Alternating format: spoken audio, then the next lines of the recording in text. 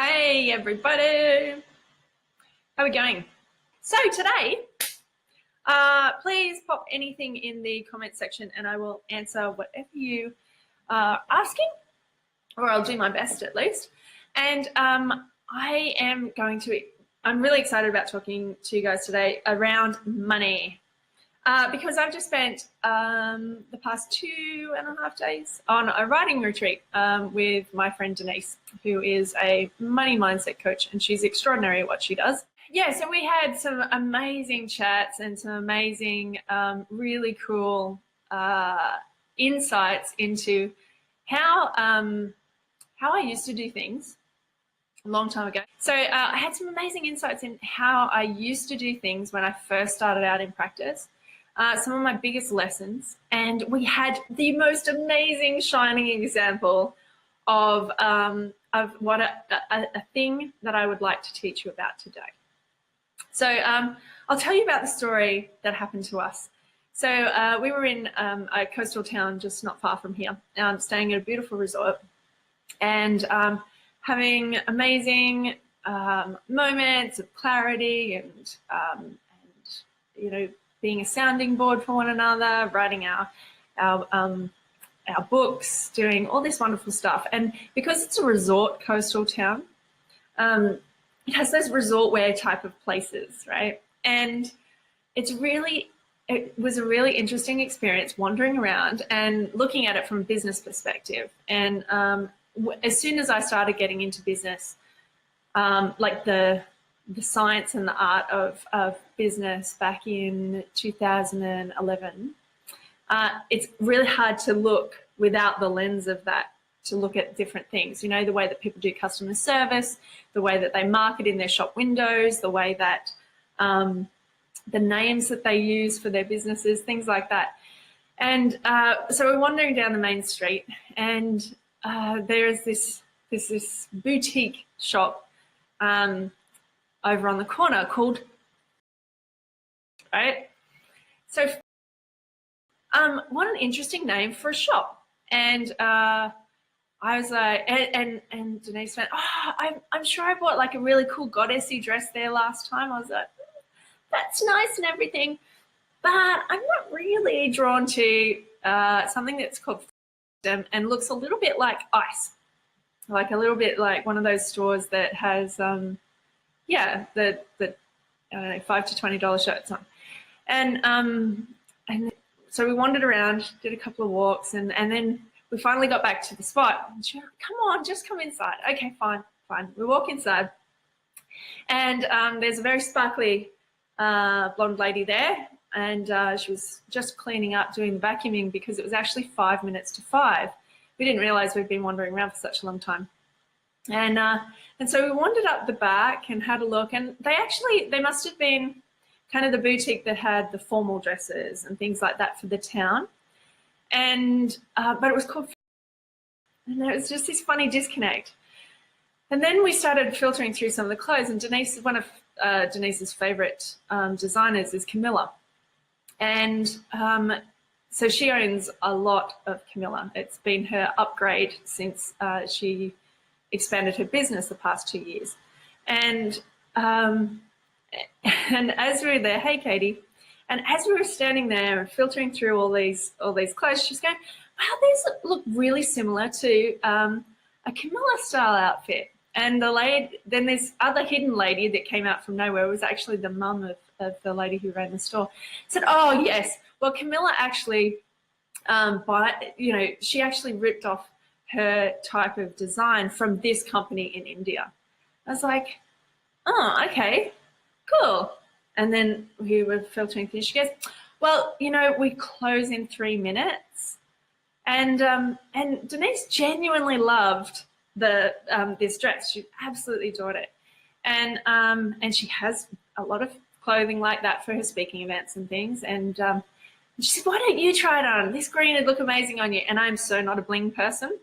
But she was playing with the idea about this lady going, well, we've only got 3 minutes. We run a pole dancing class as well. And so you're just going to have, you know, and it starts at 5:15. She's sitting there watching. It starts at 5:15. Okay, cool. But the dress that we were looking at and both of us were trying on was a $280 dress. A normal Camilla is like $800. And she said, oh, you know that that's $280. Well, yeah, we do. And she my friend genuinely likes the dress, so can you just let her try it on? And she goes, oh, yes, of course. But we do close in 3 minutes. I was like, hold on a second. And so we both went in and tried the dresses on. And again, I'm not a bling type of gal. So I walked out and, oh, it feels lovely and feminine and goddessy. That's really cool. And Denise walked out and looked absolutely stunning. So my goodness, and if you don't know, Denise is actually pregnant, so it fit her beautiful belly perfectly. And I was like, that looks amazing on you. This is so cool. And she goes, yeah, it does. It really reminds me of the one of my other Camillas that I've got. And and then she, then the store owner turned, oh, you've got a Camilla. And she goes, yeah, I've got nearly a whole wardrobe of them. And then the store owner goes, oh, well, I've got about $20,000 worth of Camilla until I actually bought these ones from India. And it was an incredible feeling to be in the room. It was an incredible thing to notice when somebody automatically chooses for you that thing is not for you. Now, Denise earns millions a year. My business and my husband's business, we're, looking at that in the next 12 months as well. And this woman doesn't even know that we could buy our entire shop out. And yet she assumed straight away and made the decision for us that those last 3 minutes of her business day wouldn't be worth a possible $560. And just to pay her off, Denise bought it. And it's an amazing thing that happens when you assume automatically that that person won't value that thing enough to buy it. Now, this comes to where my first story comes from. When I was in practice in the center of town in my completely deserted office with no sign on the door because I didn't know enough to put a sign on the door to let people know that I was actually there. Those first 6 months were really telling in my money blocks and my money mindset, because I would often get to the FPOS machine, which was a big expense at the time, like $30 a month. Holy dooly, how am I going to pay $30 a month when I'm getting less than one person a week in the door? But I'd get to the FPOS machine, I'd have the person's card in hand, and I would look at them and I would make up my mind about what they could afford. And I would go, even though it says on my website very clearly $100 for 60 minutes, oh, today it's $90. It's, $80 and then you supplement, and I'll just take the RRP off that and just sell it to you for wholesale. Who else has noticed that they've done that? Who's a newbie and they've had that moment, and all of a sudden you get to there and you're like, oh, it's 50% off today just because I feel like it. You can totally own up. It's okay. I'm pretty sure every single practitioner has had a moment where they have discounted for zero apparent reason. Yes, why? That's totally it, Nick. That's why a receptionist is so imperative. Yeah, it's why I got a receptionist, and it changed my entire business, because I wasn't the person to ask that question. But I digress. So you get to that point and you discount, or you automatically choose or assume that that person doesn't value that thing enough, or doesn't have enough money, or it's completely not up to you. Just like it wasn't up to this lady to choose for us whether or not we liked those dresses enough that we would pay whatever it actually took to actually get that done. It's not up to us to choose for somebody how much they value their health. It's not up to us to choose that 3 supplements will probably get them across the line really quickly. Like they'll get that change in 2 weeks if they take those 3 supplements all in one hit. It's not up to us to choose that they can only afford 1 supplement. It is 100% up to us to give them the option and the time to choose, just like this lady could have given us a little bit more time and the option to choose, rather than automatically either discounting or taking away something that could possibly change them for the better, that it will make them feel better. So I wanted to have this really important conversation today because it was only really fresh in my mind. And I bet there is more people on the call right now that have done this and are hiding in the background, not saying that they have, because I've seen it all the time. Katie, yeah, I'm not even much of a newbie and I've done it. Totally perfect. Alison, you're right in the middle of doing it now. I love that. Kristen, yep, for a NAT student, and she didn't even appreciate it. Yeah, right? And they don't even appreciate it. They don't even appreciate it, that when you devalue what you're giving out, then they're not going to value it either. Really, when you think about the value of reciprocity there, that law of reciprocity, it has to be a value matching value type of scenario. So my invitation to you guys this week is, when you are considering discounting, when you are considering putting your prices at a certain level on your website, maybe you're considering changing your prices for next year. Once you've picked that price and it's there, charge that. Charge it exactly as it is without hesitation. And then the next step, so number one, charge what you say you are currently worth. Number two, if you are offering people something that's going to make them feel better. Now, this dress was going to make Denise feel better. And if you are offering that, be beautiful in your offering of that. Be an invitation to the person to feel better. Be open and an invitation to them to feel better. So if you are offering your supplements, your herbal tonic, your whatever it is, instead of going, oh God, I don't think they can afford the $60 for this herbal tonic, maybe I should just make them a 100 ml one instead. Who's done that? Or maybe I should just give them a flower essence today instead of the 500 ml tonic that'll last them until January. Or maybe I'll just give them the magnesium powder instead of knowing that they need the probiotic to absorb the magnesium powder to be able to get their B vitamins in, right? If they need those three things, offer them to them. Offer them as an invitation and be really open that they might actually value that so much more, that you are honest that that's going to make them feel better and that's going to help them on their journey to healing.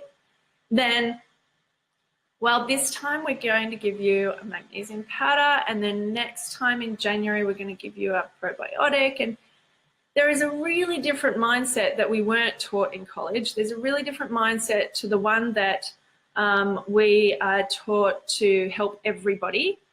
Your particular person has come to you because they've resonated with you. They've resonated with what you have to offer, and that value, they value what you have to say.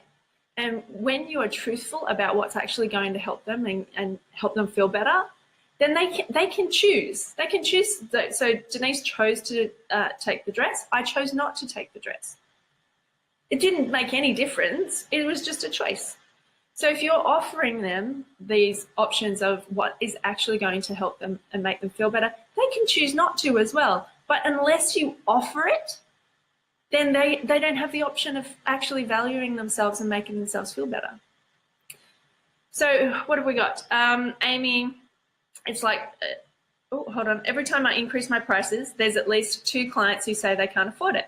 Beautiful. And it creates space for the people that can afford it. And when you are creating that space, those people are in that present moment, they are either in a position where something else is more valuable, so they can afford to look after that. They might need to look after their car at that moment. They might need to look after something else. But in that moment, that thing that they're valuing isn't their health, or that thing might be in the future. So it's totally okay. In that moment, it might not be right for them. just like in that moment, I didn't value that dress for me in that moment. Maybe down the line, no, I don't think so. I'm not a bling type of girl. But maybe down the line, I might think, oh, I remember that dress. I remember that store. And right now I'm thinking, I'm not going to go to that store because of the experience I had. But if you offer it, it's an entirely different thing. Jackie, so true. Discounting prices makes you sound desperate. Yeah. The way that this lady, she didn't tell me about the dress. She didn't tell me where it came from. The first thing she told me was how much it cost. That's like, I might really love the dress. I might be going to an event tomorrow night and I've got the last 5 minutes before this place closes and I might have bought it. But telling me the cost of it doesn't give me the benefits of what's actually valuable to me. Beautiful, Jackie. Katie, I've started prescribing correctly. Awesome. Charging correctly. Getting better results, and they're stoked. Yeah, when you value what you're actually confidently value what you're giving them, then they're going to confidently value what you're saying as well. Jackie, dentists don't give discounts on fillings. Why should we? I totally agree, Jackie. Same thing. And the other thing about that is people do different things that they have different things that they value. And the things that we are, occasionally, like I said, I get my hair cut once a year. $150 for a haircut, don't even blink. Like, it's not like you sit at the hairdressers and go, don't do this, don't do that. If you're in that space where you've got to choose, do I just get the haircut or do I get the cut and color? You ask about it at the beginning, don't you, if you're in that space. But when they openly tell you about, what's happening and all that kind of stuff, you don't get to the end and go, they don't go, we'll just take $50 off because. So there's an interesting thing that it's okay to spend that money on hairdressing for a lot of our clients. It's okay to spend that money on their $1,000 every year on their car. But to spend that $1,000 on themselves, we take that opportunity away sometimes. So I really wanted to open up that conversation, create an awareness of what's going on for you, where you might be sitting in that. I have done that. I did it last week. I might, maybe instead of offering them that one thing, they might actually be able to get better in a shorter period of time if I do offer them the 3 things that they actually need. And putting not only your money mindset to the side, but you're putting their duty of care. You're actually caring about them and the things that they're purchasing and valuing, rather than essentially not caring to the level that you could. So if you have had any insights or anything that you would like to ask or maybe consider, or what is actually coming up for you in this. And I know that we've got a lot of people in our group that are also considering doing things like charity work and volunteering and things like that. I'm absolutely all for that as well, because in those moments, your actual client who's in front of you, they're on the receiving end, but up here, your other client will be the people who are funding the program. And so for them, you're doing exactly the same thing. You're creating a chance to say, actually, this is how much it costs to run this program. Actually, this is how much we need in grant funding. Actually, these are the things, you're getting really not, it kind of costs this, it kind of costs that. You're actually being really frank and having the conversation and inviting them to fund it that way. Last little thing on volunteering. So I'm going over to Vanuatu to volunteer again in May with a group of amazing naturopaths. And there is a lot to be said around making your money through creating that value for other people before, so that you have like filling up your cup before it can overflow into the volunteering that you want to do. Because you can be so much more powerful in that space if you do have the funding to do it. If your business has funded that, if you have had the conversations with grants and other things, it's a stable foundation for charitable work. So if you are feeling a little bit, the more you can focus in on this side of things, the easier the flow goes into this side of things. Michelle, Oh, I've had so many beliefs around money. Psych K has helped me with it so much, but I can still tell that I have more room to grow. Yep, totally agree. There's lots of tools to help you around money. I use tapping, and I love it. What's the guy's name? He's a funny dude. Katie, I sent you some things with him before. It'll come to me. But I tap along with him, and it's great to release blocks like that. I also use kinesiology, a fantastic tool to be able to notice and shift money blocks. And you will continue. There isn't, money blocks don't just stop. You can't just clear one and then it's gone forever.